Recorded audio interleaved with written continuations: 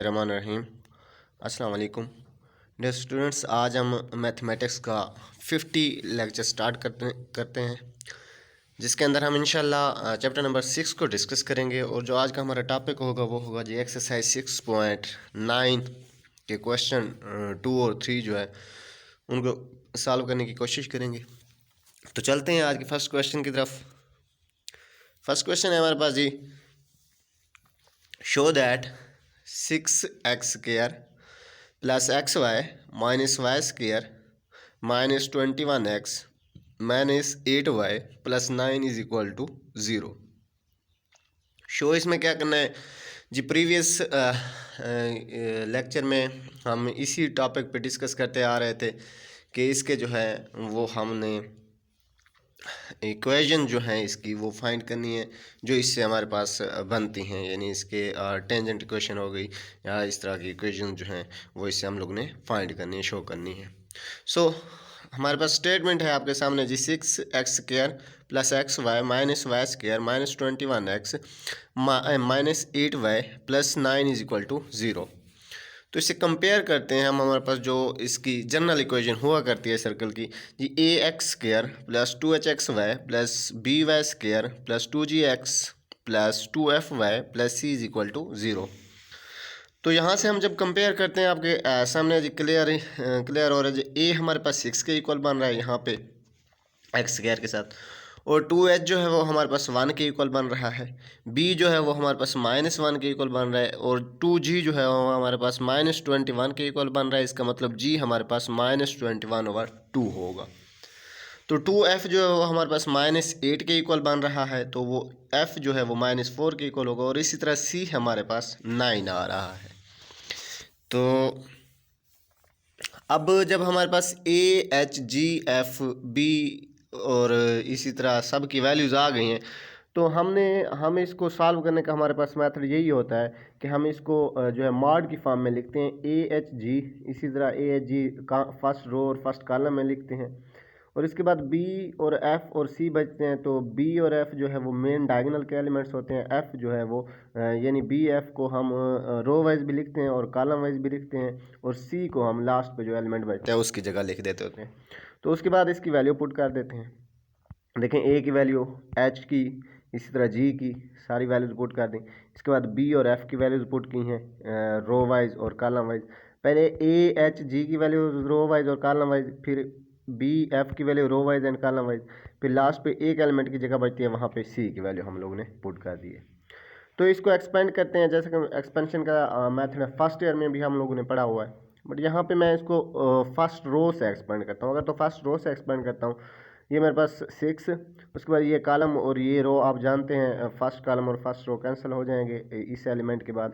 तो उसके बाद हमारे पास जो मैट्रिक्स बचेगा जिसको ओपन करेंगे वो हमारे पास -1 -4 और इसी तरह -4 एंड -9 होगा। तो इसको अगर एक्सपेंड करें तो ये हमारे पास जब main diagonal multiplication minus minor diagonal multiplication के थ्रू अगर इसको हम ओपन करते हैं तो ये -9 -16 बचता है। इसी तरह सेकंड एलिमेंट इसका लेंगे तो फिर इसको इसके एक्सपेंशन करेंगे, ये -1/2 into 9/2 -42 and -21/2 third element.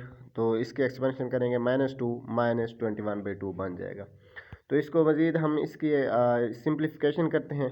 Simplification के बाद ये हमारे पास जो एलिमेंट बचता है after the multiplication division and subtraction and addition, तो वो हमारे पास ये बनता है 600 -600 डिवाइडेड बाई 4, यानी कि 0/4 इज इक्वल टू 0। तो ये हमारे पास इसके जो है वो हमारे पास एक्सपेंशन है जो हमारे पास स्मार्ट की।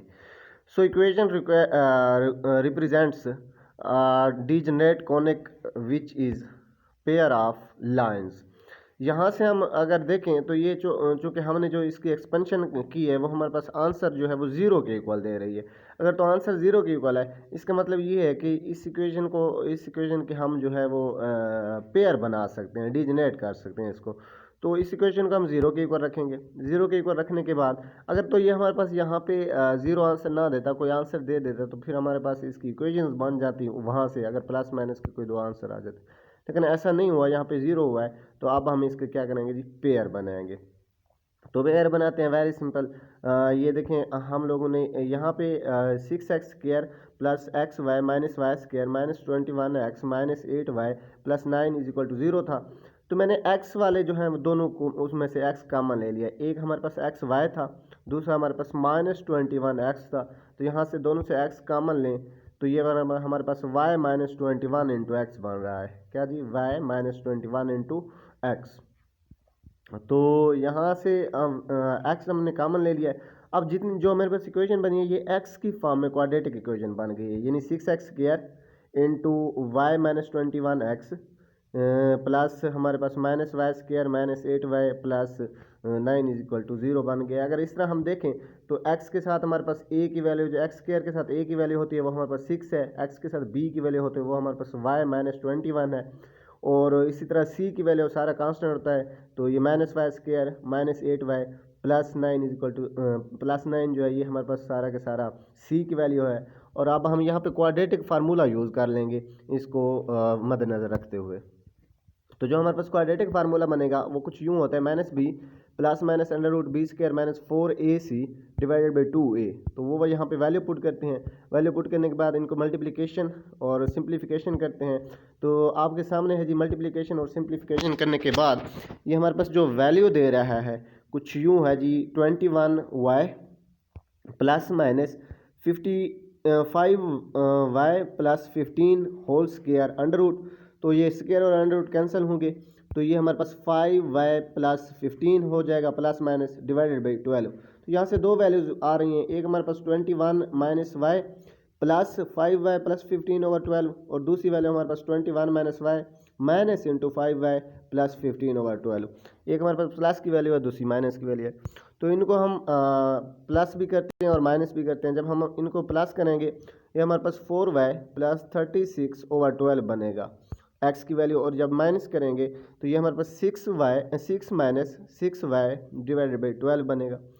सिंप्लीफाई इनको मज़ीद अगर हम करें तो x की वैल्यू आपके सामने आ रही है जी y प्लस 9 ओवर 3, और x की वैल्यू यहाँ पर हमारे पास 1 माइनस वाई ओवर 2। तो दो इक्वेशंस बन रही हैं। एक इक्वेशन हमारे पास जो है जी यहाँ से हम मज़ीद जब इसको सिंप्लीफाई करते हैं 3 को दूसरी साइड पे लेके जाते हैं, 3x is equal to Y plus 9, दूसरी हमारे पास 2x plus Y plus minus 1 is equal to 0। So अगर 9 को दूसरी तरफ लेके जाएँ तो 3x minus Y minus 9 is equal to 0 and 2x plus Y plus minus 1 is equal to 0। और यही हमारे पास जो हमने इक्वेशन शो करनी थी उस एक इक्वेशन से पेयर ऑफ इक्वेशन, ये हमारे पास रिक्वायर्ड इक्वेशंस हैं। तो चलते हैं नेक्स्ट क्वेश्चन की तरफ। नेक्स्ट क्वेश्चन है जो हमारे पास find an equation of the tangent to each of the conic at indicating point. देखें एक उसने हमें पॉइंट दे दिया है, एक इक्वेशन दे दिया है। वो कहते हैं इस पॉइंट पे इस इक्वेशन से जो इक्वेशन ऑफ सर्कल है इससे कोनिक इक्वेशन बनती हैं वो फाइंड करके दिखें। अब जो उसने हमें सर्कल इक्वेशन दिया X square plus 5xy minus 4y square plus 4 is equal to 0, और जो पॉइंट उसने दिया है वो उसने दिया जी y इज इक्वल टू -1। इस इक्वेशन के अंदर पॉइंट की वैल्यू पुट कर देंगे, वेरी सिंपल। जब पॉइंट की वैल्यू पुट करेंगे y की जगह हम जहाँ पे -1 पुट करेंगे और इसको सिंप्लीफाई करेंगे तो ये X square minus 5x minus 4 plus 4 is equal to 0 बन जाएगा। तो यहाँ से हमारे पास यानी कि अगर इसको मजीद हम सिंप्लीफाई करें प्लस माइनस 4 कैंसिल आउट हो जाएंगे, X square minus 5x is equal to 0, X common लें तो x into X minus 5 is equal to 0। इसका मतलब x इज इक्वल टू 0 और x minus 5 is equal to 0। इसका मतलब x की दो वैल्यूज आ रही हैं, एक तो x हमें 0 दे रहा है, दूसरी हमारे पास x की जो वैल्यू आ रही है वो 5 बन रही है। तो so 2 points on the conic, one are 0 and 1 and second are 5 and -1, differentiate 1 with respect to x। उसका कहने का मतलब ये है कि हमारे पास जो पॉइंट्स आ रहे हैं वो आपके सामने हैं जी। x के दो हमने पॉइंट फाइंड किए हैं, एक तो x का पॉइंट हमारे पास 0 बना है और दूसरा हमारे पास 5 बन गया है, और y के हमारे पास दो पॉइंट्स थे, एक हमारे पास 1 था और दूसरा हमारे पास -1 था। उसने ऊपर हमें गिवन दिए थे, चूँकि जब हमने उसका स्क्वायर लिया था तो वो प्लस -1 था, तो इसीलिए 0 के साथ हमारे पास 1 है और दूसरा इसके साथ हमारे पास जो है वो -1 है। हमारे पास जो गिवन इक्वेशन थी उसको हम डिफ्रेंशिएट कर लेंगे विद रिस्पेक्ट टू x। जब with respect to X differentiate करते हैं, वो हमारे पास थी एक्स स्क्वायर, उसका डेरिवेटिव लें तो 2x आ जाएगा। फिर हमारे पास था जी आपके सामने जी 5xy, तो 5 कांस्टेंट कॉमन ले लेते हैं, first derivative of second plus second derivative of first, यानी कि x derivative of y plus y derivative of x, x का derivative with respect to x 1 आ जाएगा। और इसी तरह माइनस हमारे पास जो है जी 8y था, तो 8y हमारा इसका जब डेरिवेटिव लेते हैं तो 8y एक बार, फिर dy और dx, y का हम इंटरनल डेरिवेटिव लेंगे तो वो हमारे पास यूँ आ जाएगा। और आगे 4 का डेरिवेटिव हमें पता है वो 0 आने वाला है, तो उसको हम नहीं लिखेंगे, इज इक्वल टू 0। डेरिवेटिव लेने के बाद हम यहाँ से क्या करते हैं जी, जो हमारे पास डेरिवेटिव वाली टर्म्स हैं उनको इकट्ठा रख लेते हैं, डेरिवेटिव कॉमन ले लेते हैं। तो dy over dx into 5x minus 8y is equal to, दूसरी दो टर्म मैं इक्वेशन की दूसरी साइड पे लेके गया हूँ, यहाँ से मैंने डेरिवेटिव की वैल्यू निकाली बाई डिवीजन, इसको दूसरी साइड पे जाके डिवाइड कर दिया। अब देखें हम लोगों ने स्लोप फाइंड करनी है, स्लोप ऑफ टेंजेंट। तो स्लोप ऑफ टेंजेंट इस हमें पता है यही होती है, dy और dx जो होता है ये स्लोप होती है बेसिकली। अगर इसमें हम पॉइंट पुट कर दें तो पॉइंट p, जब हम पॉइंट p पे पुट करते हैं, x की वैल्यू 0 और y की वैल्यू 1 इसके अंदर पुट करते हैं, x की वैल्यू 0 y की 1, तो ये हमारे पास m1 यानी slope of tangent 8 point p को m1 का नाम दे देंगे, ये हमारे पास आ रहा है जी 5/8। इसी तरह अगर हम slope of tangent 8 point q दूसरे पॉइंट पे फाइंड करते हैं, तो वहाँ पे हमारे पास x की वैल्यू 5 थी और y की वैल्यू -1 थी, तो वो पुट कर देंगे उसी dy और dx वाली इक्वेशन के अंदर। तो ये हमारे पास m2 यानी स्लोप 8 पॉइंट q दे रहा है, वो हमारे पास आ रही है जी -5/33। हमने बेसिकली फाइंड करनी थी इक्वेशन ऑफ टेंजेंट, और पॉइंट है हमारे पास दो, एक पॉइंट p और एक पॉइंट q आपके सामने। तो इन पॉइंट्स पे हम इक्वेशन ऑफ टेंजेंट फाइंड करेंगे। हम जानते हैं इक्वेशन ऑफ टेंजेंट जो होती है वो इक्वल होते हैं y minus y1 is equal to m into X minus x1। अब हमारे पास m दो टाइम था, एक हमारे पास m1 पॉइंट p पे और एक m2 पॉइंट q पे। तो x और y, x1 और y1 की वैल्यू भी आपने फाइंड कर रखी है, p पे 0 और -1, इसी तरह q पे हमारे पास 5 एंड -1।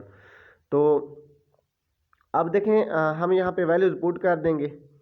तो जब यहाँ पे वैल्यू पुट करें, m की वैल्यू हमारे पास 5/8 थी p पे, और x1 की वैल्यू हमारे पास जो है वो 0 और y1 की वैल्यू हमारे पास -1 पुट करेंगे और सिंप्लीफाई करेंगे, तो हमारे पास इक्वेशन बन रही है 5x minus 8y minus 8 is equal to 0।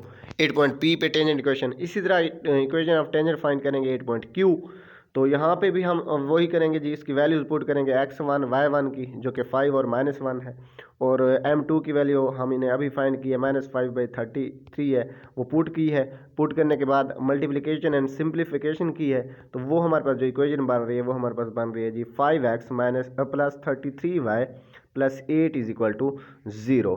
तो ये थी हमारे पास रिक्वायर्ड टेंजेंट इक्वेशंस, जो उम्मीद करता हूँ आप लोगों को क्लियर हो गया होगा। दुआओं में याद रखिएगा। अल्लाह हाफिज़।